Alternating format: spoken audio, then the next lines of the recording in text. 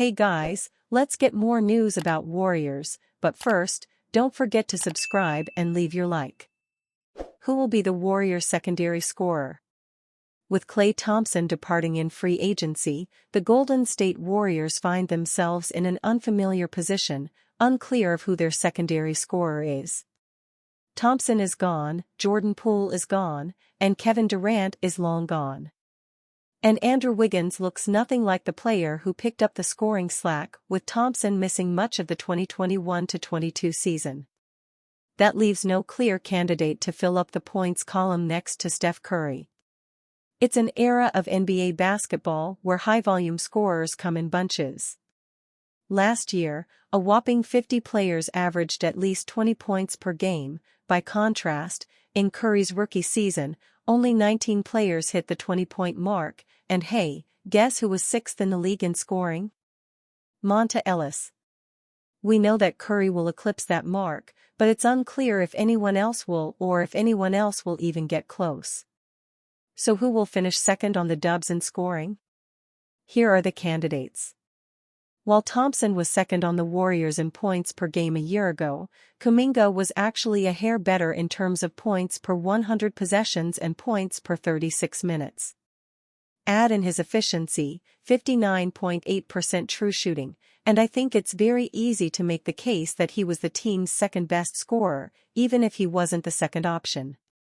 There are 1,000,001 reasons to expect Kuminga to be even better in his fourth NBA season. And, given how the second half of last year went, there's also reason to expect that he'll get a consistent 30-plus minute role this year, too. He's my pick. Wiggins may be coming off a season that was equal parts disappointing and confounding, but he's still the most proven option. He's a Kerr 18.5 points per game scorer and has eclipsed the 20 points per game mark 3 different times. But last year he took a massive step backwards. His 13.2 points per game was the lowest mark of his career by a mile. His second worst campaign was his rookie year, when he averaged 16.9 points per game, and his 54.4% true shooting percentage was his lowest in a full season since coming to the Bay Area. Betting on Wiggins to be the team's secondary scorer means betting on a bounce back, which would be great. The Warriors are still in search of an identity. The 2023-24 NBA season was a disappointing one for the Golden State Warriors. I don't need to remind you of that. You were there, you watched it, you lived it, you talked about it, you're trying to forget it. We all are. Despite winning 2 more games than in the prior year, it was about as much of a letdown season as could be imagined. At no point did the Warriors look like they'd figured things out, and at no point did they look like they might make a run, and indeed, their season came to an end with a blowout loss in the first game of the play-in tournament. All of that was disappointing enough as is. But as the Warriors look to move past it, and contend again in the upcoming 2024-25 NBA season, they have to confront an awkward reality: they have no identity. Sure, Steph Curry is an identity of sorts, but it's not quite enough. At various times during their dynastic run, the Dubs were an elite defensive team, a historic offensive team, an all-time great shooting team, or some combination of the three. Now that's no longer the case. The Dubs were the definition of average on defense last year, finishing 15th among 30 teams in garbage time adjusted defensive rating, per Cleaning the Glass. Their offense wasn't much better, finishing 10th in the league, and closer to 15th than to the top 7. They weren't a particularly fast team, as they were 12th in the NBA in pace.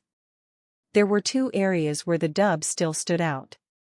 They were 4th in the league in assists per 100 possessions, showing the strength of their motion offense.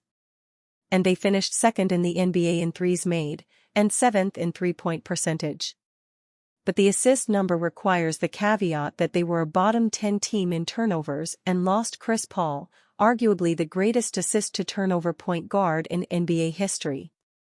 And the three-point number requires the context that they lost Klay Thompson who, for all his faults last year, was still fourth in the NBA in threes made. The acquisition of Buddy Hield will help here, but he alone can't make up for what Thompson brought to the table. As such, Golden State enters this year in search of an identity. Are they an offensive team? A defensive team? A small ball team? A three-point hoisting team? You don't need a clear strength in the NBA, but it sure helps. Having a clear advantage every game, an area where you know you'll give your opponent fits, and can win the game on the strength of it alone, goes a long way, especially in the dog days of the season.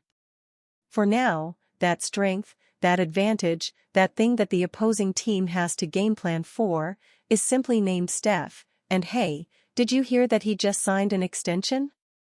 It's a damn good fallback plan.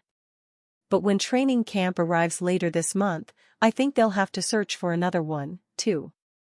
Warriors and Lakers would be interested in exchanging Jonas Valanciunas. The Golden State Warriors and Los Angeles Lakers have shown interest in Jonas Valanciunas in free agency. However, none of the Californian teams were able to attract the center for the salary they could offer. But that doesn't stop both from trying again until the trade deadline. According to journalist Jovan Buha, from the Athletic website, the Los Angeles team should go after the experienced player. According to the reporter, Jonas Valanciunas was on LeBron James' list. But since the Lakers couldn't afford to give him a big salary, the center signed with the Washington Wizards for 3 years. In the team, the Lithuanian will receive $30.5 million in the period. But in 2024-25, his contract would be lower, $9.9 million, to facilitate a trade. There was a chance that Valanciunas would start receiving a slightly higher price in the first year, but the Wizards' management accepted the conditions. Today, the Lakers could offer the expiring Christian Wood, Jackson Hayes, and Cam Reddish, in addition to Maxwell Lewis. Together, they will receive $9.8 million. So, it would be necessary to send money or the rights of a player who is not in the squad. It would be enough, especially if you have a second-round pick. The trade to the Lakers would make life easier for Anthony Davis, who has been playing the position for the last few years. Valanciunas is a rebounding specialist, but he can still space the court.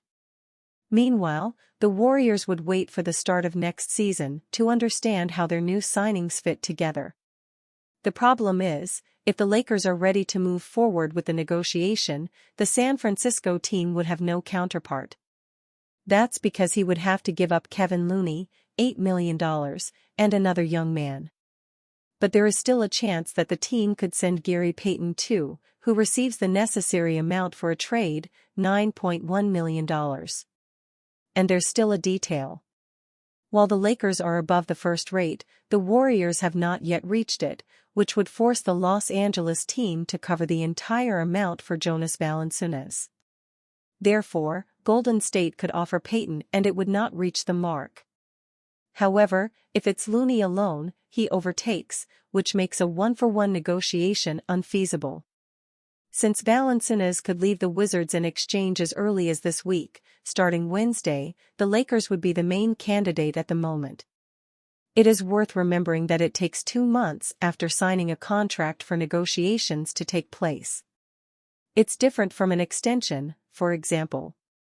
Lauri Markkanen was one of the Warriors' targets, but as he recently extended his deal, he could only be traded after the trade deadline. In other words, only from the 2025 offseason. Last season, Jonas Valanciunas averaged 12.2 points and 8.8 rebounds in around 23 minutes per night for the New Orleans Pelicans. And you fan? What do you think of the situation of Jonas Valanciunas? Leave your opinion in the comments.